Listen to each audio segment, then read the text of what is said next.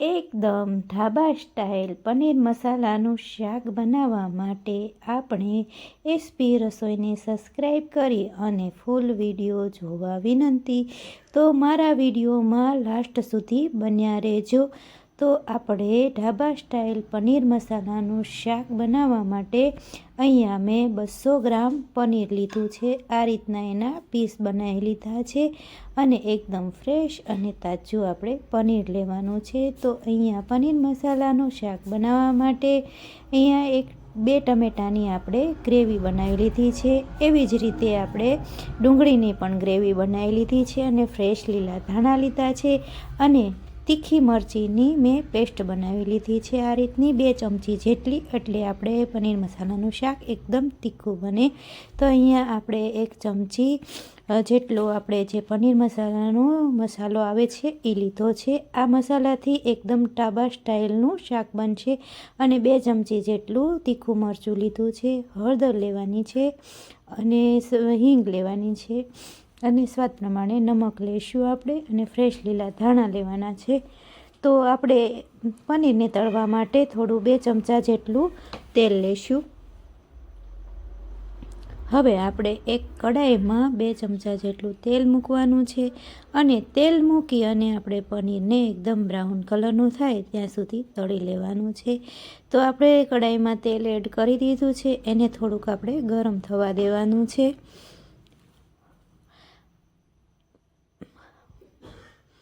આપણું તેલ ગરમ થઈ જાય એટલે આપણે થોડા થોડા કરી અને આવી રીતે પનીરના ટુકડાને થોડા ગોલ્ડન બ્રાઉન કલરના થાય એ રીતના આપણે એને તળી લેવાના છે. અને ધ્યાન રાખવાનું છે કે આપણું પનીર છે એ ચવડ ન થઈ જાય. તો આપણે થોડો ગેસની ફ્લેમ ધીમી રાખી અને થોડા ગોલ્ડન બ્રાઉન કલરના થાય ત્યાં સુધી આપણે એને તળી લેવાના છે.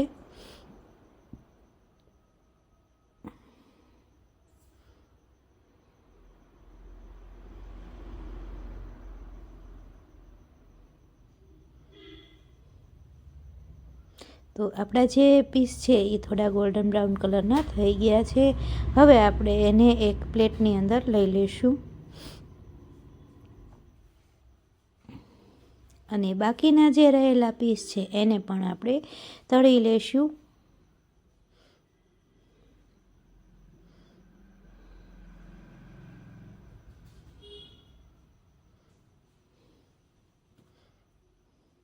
બધા જ પીસને આપણે આવી રીતે ગોલ્ડન બ્રાઉન કલરના થાય ત્યાં સુધી આપણે તળી લેવાના છે. એટલે આ જે પનીર મસાલાનું શાક છે એમાં પનીરનો સ્વાદ ખૂબ જ સરસ અને એકદમ ઢાબા સ્ટાઇલ આવશે. તો એને થોડા બ્રાઉન કરવાથી એનો સ્વાદ ખૂબ સરસ આવશે. તો આપણે પનીરને આવી રીતે બંને સાઈડ ફેરવી અને તળી લેવાના છે.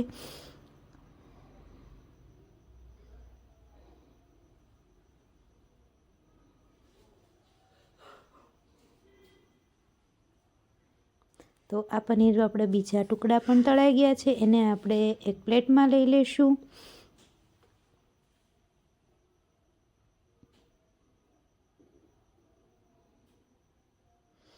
તો જો આપણું પનીર છે એ એકદમ સરસ રેડી થઈ ગયું છે.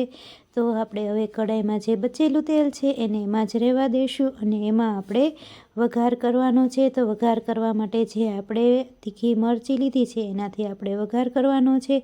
તો આપણે એને વઘારીશું. તો અહીંયા મેં તીખી ને તમતમતી મરચી લીધી છે. એનાથી ખૂબ જ સરસ ટેસ્ટ આવશે. અને આપણે થોડીક 1 ચમચી જેટલી હિંગ એડ કરી દઈશું અને 1 ચમચી જેટલી આપણે હળદર એડ કરી દઈશું. આપણી જે મરચી છે એ થોડીક સતળાઈ જાય પછી આપણે એમાં ડુંગળીની પેસ્ટ એડ કરવાની છે. મરચીને આપણે બરાબર હલાવી અને તેલમાં તળાઈ જવા દેવાની છે. એટલે એકદમ તીખાશ આવી જાય પછી આપણે ડુંગળીની ગ્રેવી જે લીધી છે એને એડ કરી દઈશું અને એને પણ ગોલ્ડન બ્રાઉન કલરની થાય ત્યાં સુધી ચડવા દેવાની, જેથી કરીને ડુંગળીનો જે ટેસ્ટ કચાશ છે એ ન આવે અને ડુંગળી જે છે એ એકદમ સરસ સતળાઈ જાય એટલે સરસ એનો સ્વાદ આવશે. એની ગોલ્ડન બ્રાઉન કલરની થવા દઈશું અને એમાંથી થોડું તેલ છૂટું પડે એટલે એની સ્મેલ પણ આવવા મળશે.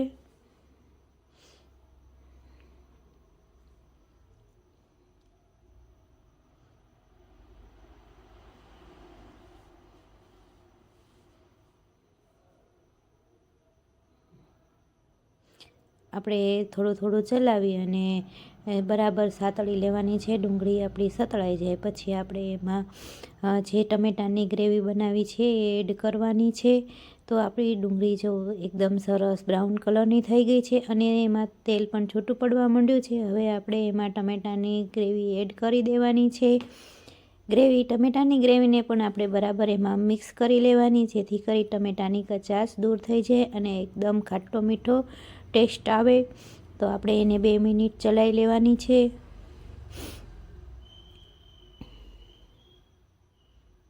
એમાં આપણે સ્વાદ પ્રમાણે નમક એડ કરી દેવાનું છે. 1 ચમચી નમક મેં એડ કર્યું છે. પછી એમાં આપણે 2 ચમચી જેટલું લાલ મરચું પાવડર એડ કરવાનો છે. તમે જેવું તીખું ખાતા હોય એ પ્રમાણે તમારે લાલ મરચાંનો ઉપયોગ કરી લેવાનો છે. તો 2 ચમચી અહીંયા લાલ મરચું પાવડર એડ કરી અને બધું મિક્સ કરી લેવાનું. અને આપણે જે પનીર મસાલાનો જે મસાલો લીધો છે એ એડ કરી દેવાનો, એટલે એકદમ ઢાબા સ્ટાઇલ આપણું પનીર મસાલાનું શાક બનશે.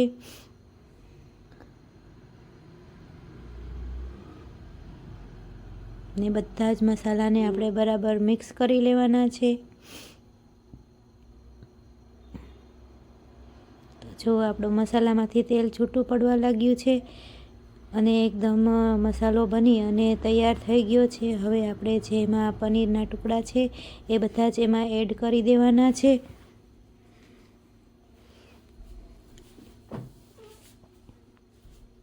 પનીરના ટુકડા એડ કરી અને આપણે બરાબર મિક્સ કરી લેવાનું. બધું જ મસાલો પનીરમાં ચડી જાય એ રીતનો આપણે મસાલો એડ કરી દેવાનો. તો જો મિત્રો, તમને આ પનીર મસાલા બનાવવાની રેસીપી પસંદ આવે તો એસપી રસોઈને જરૂરથી સબસ્ક્રાઈબ કરજો, શેર કરજો, લાઈક કરજો અને સબસ્ક્રાઈબ કરવાનું તો ભૂલતા જ નહીં, જેથી કરી તમને મારી અવનવી રસોઈ જોવા મળે. આપણે ઉપરથી ફ્રેશ લીલા ધાણા એડ કરી દેવાના છે. તો તૈયાર થઈ ગયું છે આપણું એકદમ ઢાબા સ્ટાઇલ પનીર મસાલાનું શાક.